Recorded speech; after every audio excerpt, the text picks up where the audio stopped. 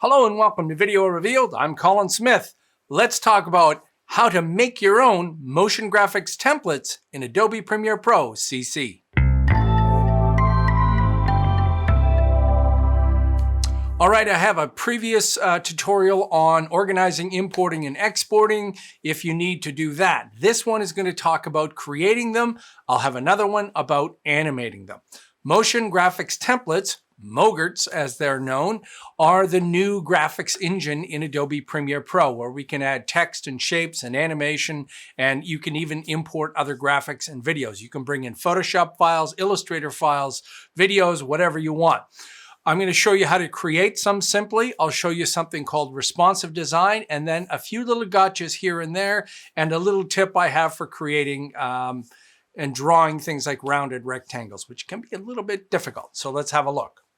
First thing to do is to go to the graphics workspace up in the top. If you don't see the graphics workspace, in the window menu, workspaces, you can reset to saved layout. There's a keyboard shortcut, and you can now double click on one of these workspaces to reset it. So I'm going to go to my graphics workspace, which will open up the graphics workspace over here on the right-hand side, where I can get to all of my templates. We're going to create new things. So the toolbar that was down here on the left is now up near the top.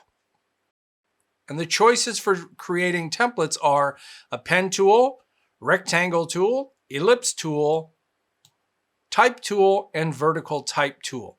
Now, as soon as you click on something, so as soon as I add a shape, you'll see in the timeline, a Mogrt has been added here, and the duration is based on the still frame duration. So in the edit menu on Windows, the Premiere Pro menu on the Mac, in preferences, timeline,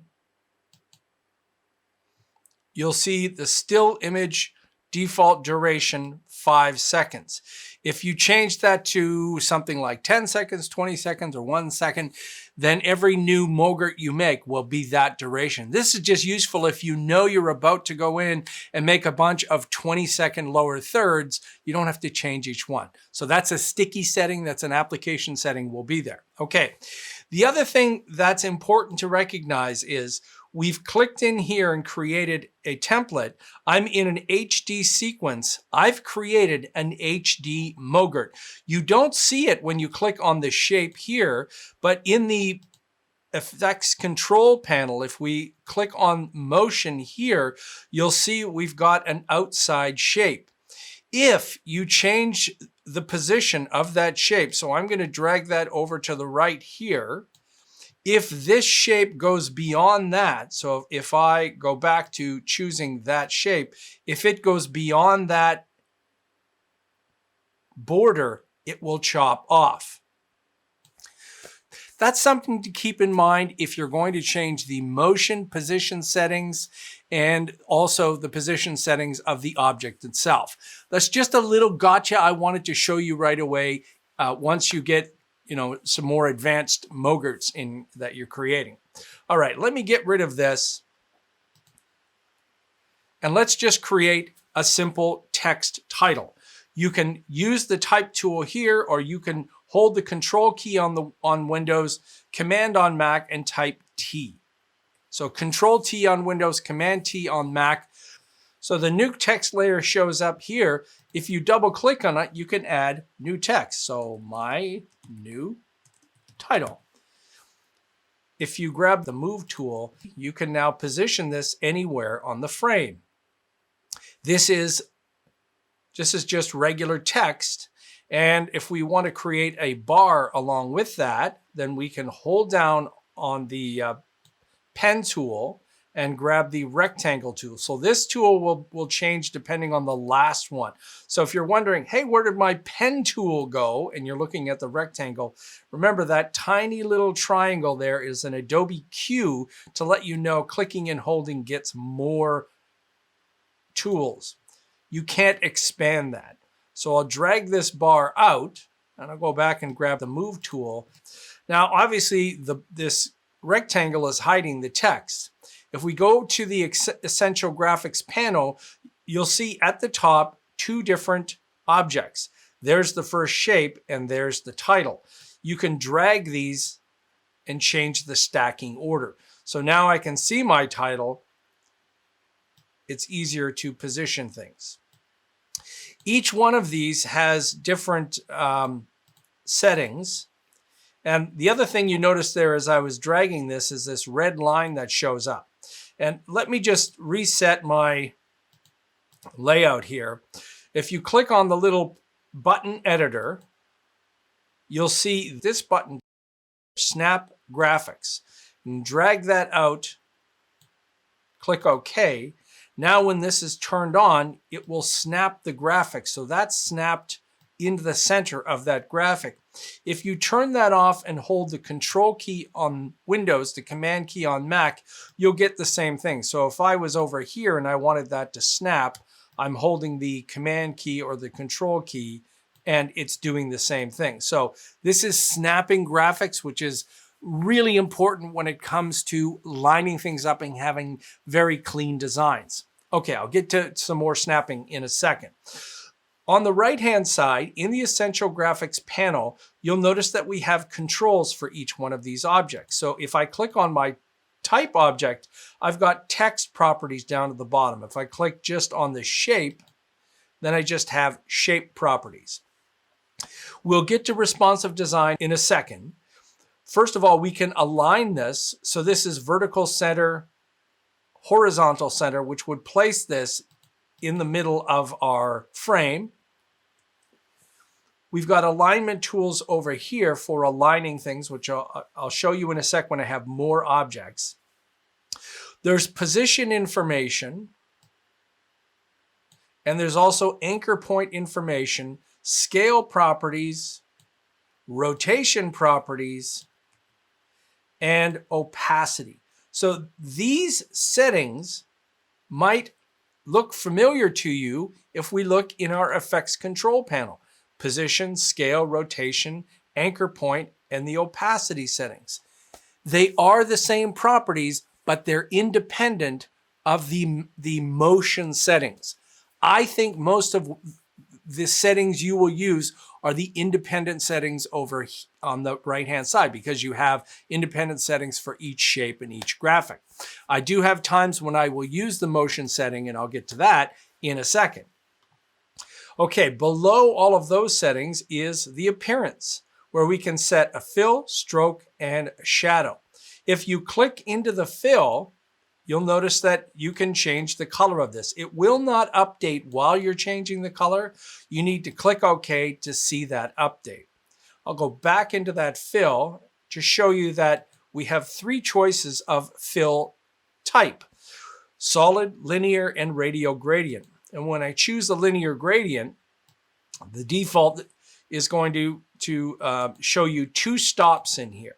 And below are the colors, and the top is the opacity. So this is similar to what Photoshop has. So if I choose the same color, but at the top, if I change the opacity, you'll see this fades down.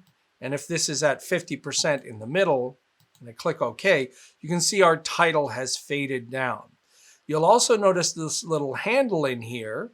And if I drag that handle to the right, I'm changing the opacity setting. I can put the opacity just at the very edge of this.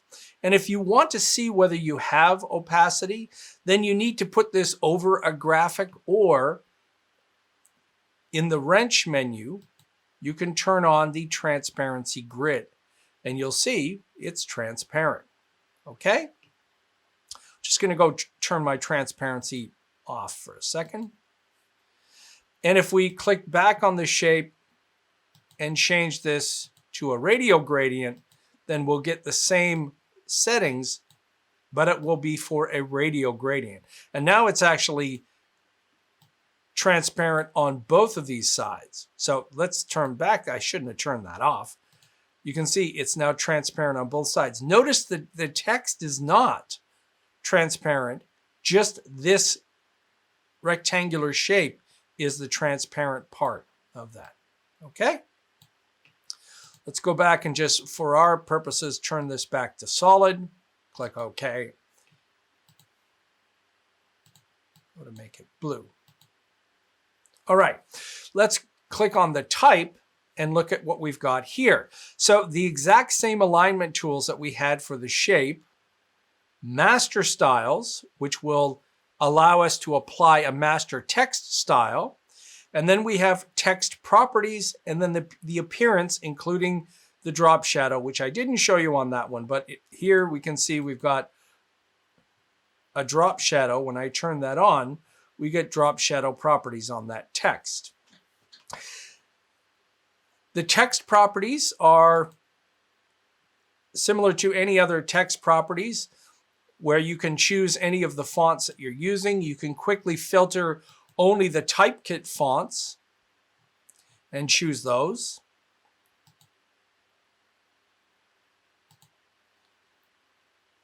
You can also set any subsets in that type. You can change the overall type size. You can change whether it's center, left, or right justified. And this does depend on when you first click. When you click and start typing, if it's set to left justify, then that will be the left position. If you go to center, that's going to be the center position.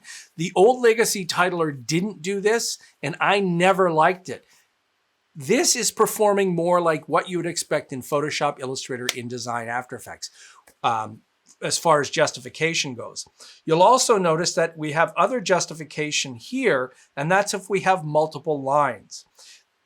You can set a tab position too if you want. We don't happen to have any tabs in here right now. You can set the overall tracking, and this is turned off by default, and kerning will only happen if we have our cursor between two characters, and now we can change the kerning of that type.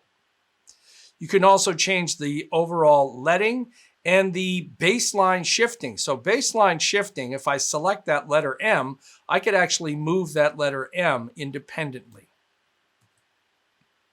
And then, of course, we've got the same appearance properties of fill and stroke. And the cool thing about the stroke property is, let's go choose some crazy magenta on here. I love the stroke will only go behind the text. It will not go in front of the fill, which makes it much more easy to read and quite legible. Okay, and of course, we can turn that property on and off. All right, we can also add another layer in here, and this new layer up here, or we can go to the graphics menu and choose new layer. And we can choose, as I've shown you, text and rectangles and ellipses, but also from a file. So if I choose from a file, sky and clouds. So this is a video layer that I'm bringing in. And you can see we've got corners where we can resize this. I don't have to hold the shift key when I'm resizing this. It keeps it proportionate. And I can position this where I want to. So let me put it above the shape. And I get fewer controls over here. I can't put a drop shadow on here, but I can control all of these settings. If I turn off scale lock, then I can scale this differently than the rest. And place that over top of that. I could select these two here, and I can use my alignment tools now to align these in the center, align these in the center. Go back and choose my clouds and turn the opacity down. So now I've got these clouds over top of the rectangle and below the type. So that's my new title. If I wanted to, I could right click on that and export that as a motion graphics template. All right, so there you go. We've created our own very simple basic title. I want to explore snapping and aligning because this, as I mentioned, is really important and powerful, especially if we've got multiple objects. So let's get rid of this guy here. I want you to notice that when I get rid of this title and delete it, the graphic, the motion graphics template does not get deleted down in the timeline. So I could continue to add to this if I want. So I want to show you how I can create. I'm going to take 3 shapes here. I'm going to go back and turn off my transparency grid. With multiple objects selected, and I'm just clicking and dragging, I can move these objects now. And you'll notice that my alignment tools, I can align these to the top. So when I click on this, they align across the top of all 3. If I align them on the bottom or align them in the center.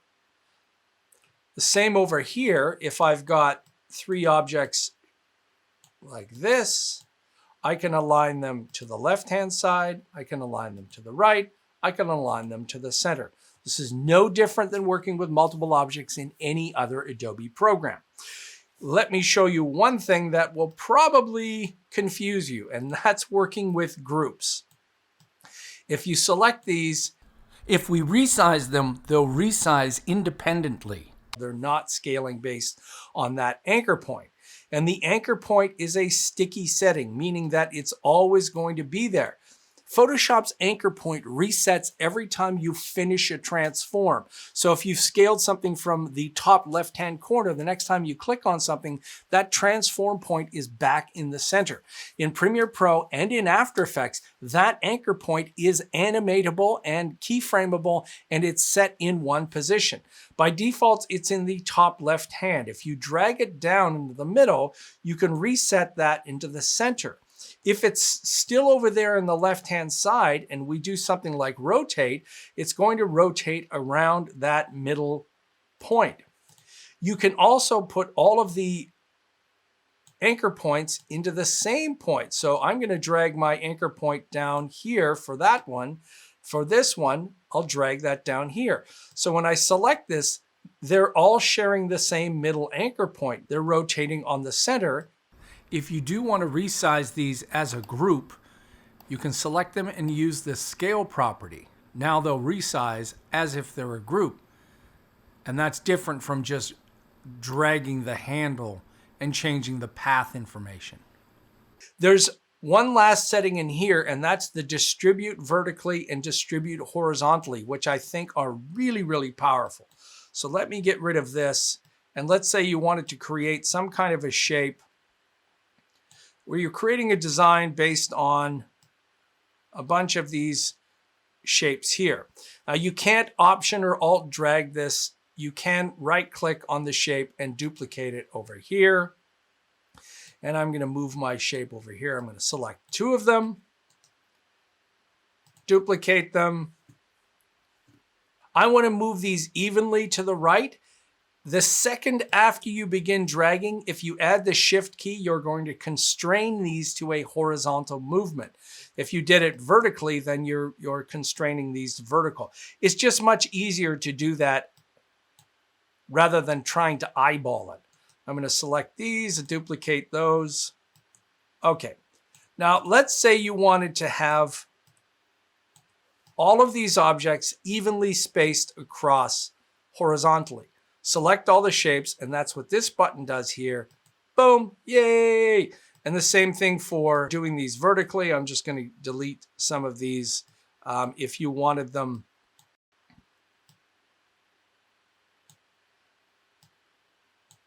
If you wanted them distributed vertically. Okay.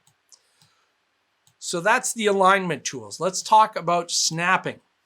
I showed you a little bit of snapping, and what's really good about Premiere Pro is they borrowed the snapping from After Effects. So let me duplicate this guy here and place him here. So with that snap graphics turned on, if I click on the upper left-hand area, if I go too far, I'm going to resize this, and that's not what I want. I'm going to click near the edge, and you'll see that point turns red. That's the snapping point now. I'm snapping along that line, or I'm snapping right on that point, or I can snap it to the center, or I can snap it onto the side. This makes it very easy to snap those graphics. So if you wanted to create two shapes here, and you wanted them to be aligned, you can snap that there. Now those two are aligned. If you zoom into these, which I know you will, actually it's a good way of working, what you might find is that they look a little bit soft. Remember when I first clicked on a graphic and it made it the shape of the object? It set the resolution for the Mogrt to be the resolution of the sequence. I made it in an HD sequence, so it's an HD sequence. I can scale any of the objects I create perfectly and clean and crisp if I use the scale properties for each of these objects. So let me show you what I mean. I'll do it with an ellipse. So if I choose the ellipse and scale that up, it's going to have beautiful smooth edges and be crisp and clear all the time. If I go to the motion settings and scale it up here,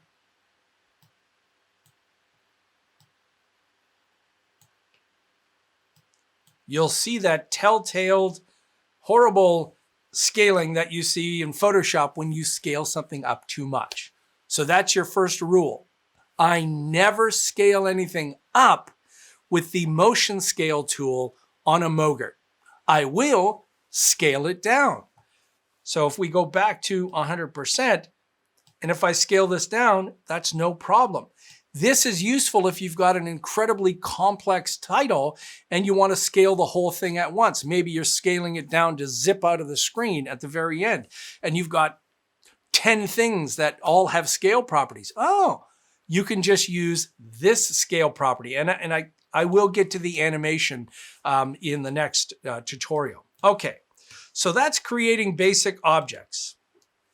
Now let's create something on top of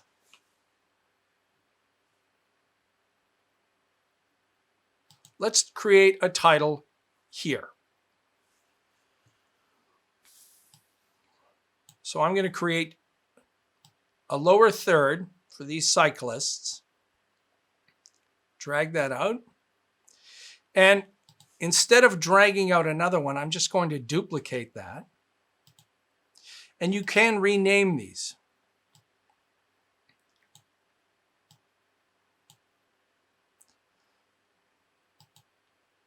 So that one, I'm going to rename and call that main shape. And this one, which I'll drag down below, bottom shape. I've got two shapes here. I'll just change this top one. You'll notice that you do get handles to move in and change this left and right, and not just up and down. So those center handles help. All right, I'll click and choose Insert Name. I'm not worried about where this is right now because I'll change this after I make this. Okay. I'm going to take this one down a little bit.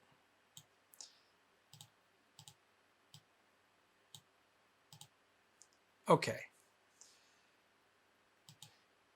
It makes sense sometimes if you want to change the zoom value to work on this, or on North American keyboards, there's a maximize the tilde key. And this is the way that I like to work. It zooms everything in a little bit more.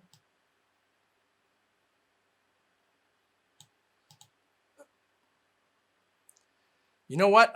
I inverted these. No problem. I actually wanted this down here. Okay. All right. Okay. So here's a lower third that I'm going to use for 3 cyclists. Very, very simple. Let me just, okay, we've got the drop shadow on. Okay, so I'm going to use this for 3 cyclists. And before I copy this multiple times, I'm going to show you something called responsive design. Okay, responsive design will help you create titles where the underlying graphic will change based on another object. So typically, as you're typing a name, the graphic will get longer behind it. The bar will get longer. I'll show you how to set that up. Okay, so here is our main shape. And here is the insert name text. If you select main shape and choose insert name, you can choose where that is pinned. So I'm going to pin it to the left and to the right of the text. So as the text grows, that shape behind it will also grow. I'm going to do the same to the bottom. I'll pin that to country, left and right. Okay, so let's save this as a motion graphics template.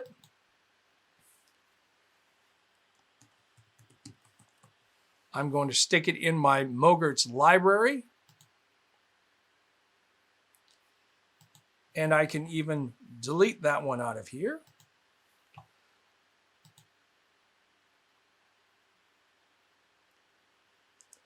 There it is. I'll drag that out.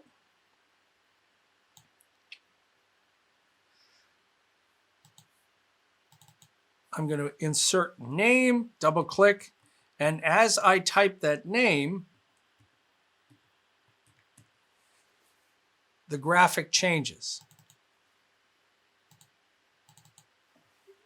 Country.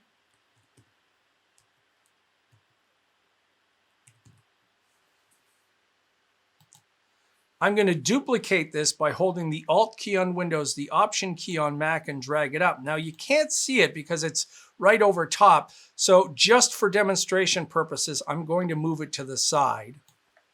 And I'll do that one more time, just so we can see 3 different examples.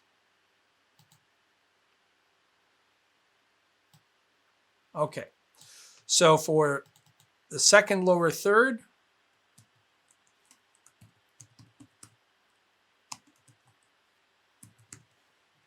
and you can see it grows. Got to support the Canadians. And last,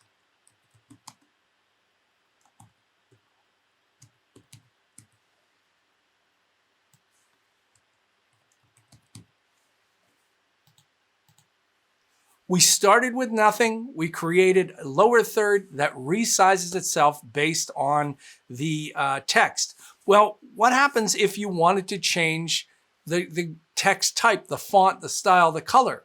Do I have to do that 3 times? No, you don't. Let's go back to the first one over here and create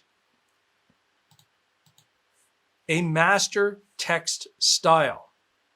So if you twirl this down, you'll see the ability to create a master text style, and I've also got one here. So I'm going to choose create a master text style, cyclist name,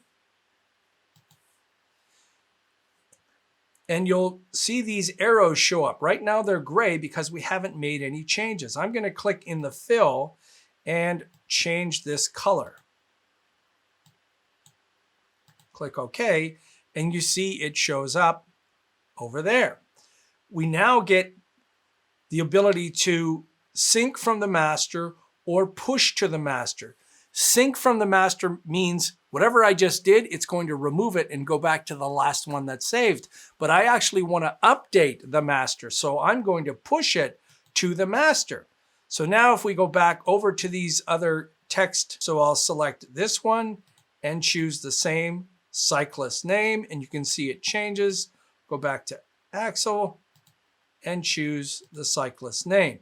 If I want to go and change this again, let's try something very different. Let's get really green. And remember, it doesn't automatically change until I push those changes. And now you see it updates on each one of those.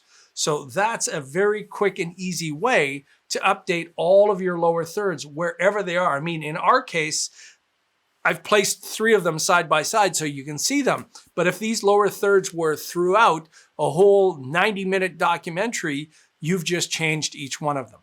There is no master style yet for graphics. The graphics do have to be updated in each one. So that's a bit of a trade-off. Now, I do want to show you that if we bring in a Photoshop file, so I'm going to bring this in. I'm going to make sure this is selected. If this is not selected and I choose to bring this in, it'll bring it in a brand new motion graphics template. So I'm going to choose from file. So this is a globe. I'm bringing this in, and it's made up of 3 different layers. And this is the typical Photoshop import dialog box. If you leave it on merge, it'll bring our graphic in, and we can place this wherever we want. If you try to bring this in separate pieces,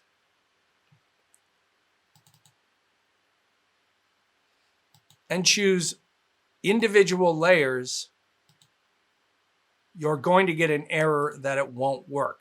If you want to bring all these 3 Photoshop files together in one motion graphics template, you have to do it multiple times. So I'll choose the global, I'll go to merged layers and choose 1 layer.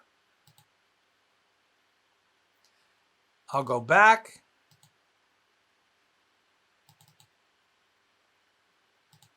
merge layers, I'll get the middle layer,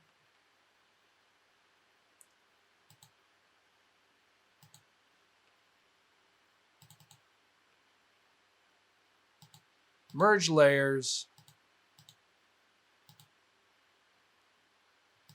So now I've got all 3 separate parts that I can animate. So just in case if you were wondering on how to bring in a Photoshop file that way. Now the other one I haven't really touched on is the pen tool. I want to show you drawing with the pen tool. First of all, I'm going to grab a new black video layer. I'm going to drop that black video layer here. I'll go to my effects and I'll drop in a grid. And in the grid settings, I'll change this to width and height sliders. I'll type in 60, 60, and 1. This creates a nice grid that's easy to draw on. I'm going to grab my pen tool and I'm going to tap the tilde key to make this larger. I wanted to show you how you can use the grid to snap. I'm going to start right at a corner and drag this out so the handles meet. I can't hold the shift key down. There's no shift constraint, so I'll click and drag and eyeball that. I'll go to the opposite corner here and drag that out, again an equal amount. Follow that line down here, drag that out an equal amount, go over to that side, follow that line here, and I'm going to go 1 in, so that's there. I'm going to go 1 in and align it down there. And of course, if you get this wrong, you can move it after you've started drawing it.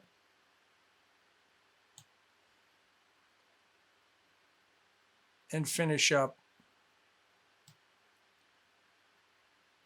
And you have to go back over the first one. See that little circle? That means I'm joining that one in there. Oh, and I actually drew that one in the wrong place. So let me pull that back over there. Okay. And you can, still using the pen tool. I'm not using the arrow tool to tweak these sizes. So now if I tap the V key, I'll get the move tool, and I've drawn a rounded rectangle. I just thought you might like to know how to do that. Now I can scale that, position this wherever I want. I would actually right click on this and export this as a template. And then I would save this and just call this rounded rectangle so I don't have to do this anymore. Last thing I want to show you about drawing is how about combining different shapes from different Mogrts. I've drawn an arrow because there's no arrow drawing tool. How about if I want to combine the arrow tool with this rounded rectangle? So I'll go back to my Mogrts and find my arrow tool. I'm going to go back to my VideoRevealed full. And there's an arrow that I drew. I can't copy this and paste it into this existing Mogrt. I have to drag the arrow out as its own Mogrt. But when I do that, I can select the arrow, copy it, and actually delete this, go back and select the rectangle and paste that in here. Now I can select both of these shapes, click on the fill, and make them both the same. This will give you the impression that the rectangle and the arrow are together in one. And you could even animate this, which I've done before. I've actually had this animate and grow outside, which I'll show you in another tutorial. Last few things I want to show you is where smart quotes are. Smart quotes are in the flyout menu of Essential Graphics, in case you need that. So if you were typing with quotes, so this is with it on, this is on. I'll go turn it off. This is off. And you'll see the difference between not smart quotes and smart quotes. I have a pet peeve on this. When you turn it off, they're not quotes, they're inches marks, and this is incorrect. Please don't try to debate this in comments. It's not a matter of debate, it's an incorrect typesetting. All right, so I've been clicking with the type tool. If I click and drag with the type tool, I'll create a text box. This is a bunch of type inside a text box that can be resized. And I'll select that and copy it and paste it. What I want to show you is that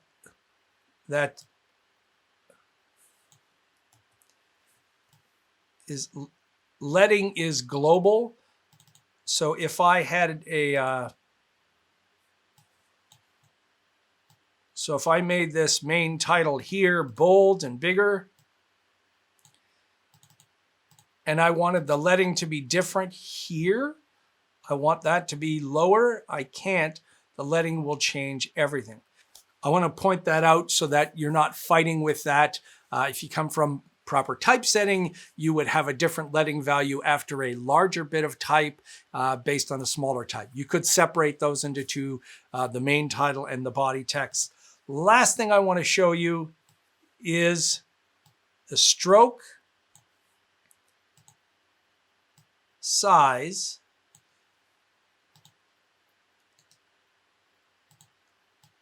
changes if you change the shape. So this is the path information that I'm changing. This is the scale information that I'm changing. So you see, as I scale that, it changes.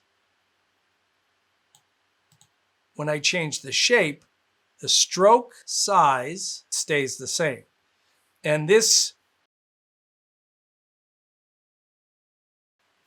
could trip you up if, for instance, you scaled this different from the top to the bottom. So if I'm scaling vertically and I want 2 boxes, I'm trying to build these 2 boxes, you can see that the stroke value along this horizontal edge does not match. So it doesn't make sense to do it that way. You should change this back to 100% and not use the scale property. Use the path and resize it that way. So that's creating your own motion graphics templates, Mogrts, in Adobe Premiere Pro. For some simple stuff, as I showed you, you create those lower thirds and they grow to any size. You can import almost any format that Premiere Pro will accept as a Mogrt. You can bring in Illustrator files, Photoshop files, as I showed you, and create any kind of design or type you want. In the next one, we're going to get into animating all of these, and Adobe's constantly updating the whole motion graphics template capability. So something that I'm showing you that's missing today, guaranteed it's going to be coming in the future. All right, if you're new to Video Revealed and you found this informative, take a moment to subscribe. If you want to support us some more, join us. Hey, look, here's a Mogrt. Join us through PayPal. It's very, very simple. There's a link in the description. It's also on the main page. You can donate monthly or one-time through PayPal or credit card or debit card, all together at once. That was a Mogrt. Makes life a lot easier. I just dragged that into the timeline. Hit play and it plays back. All right, till next time, I'm Colin Smith and it's my job to get you looking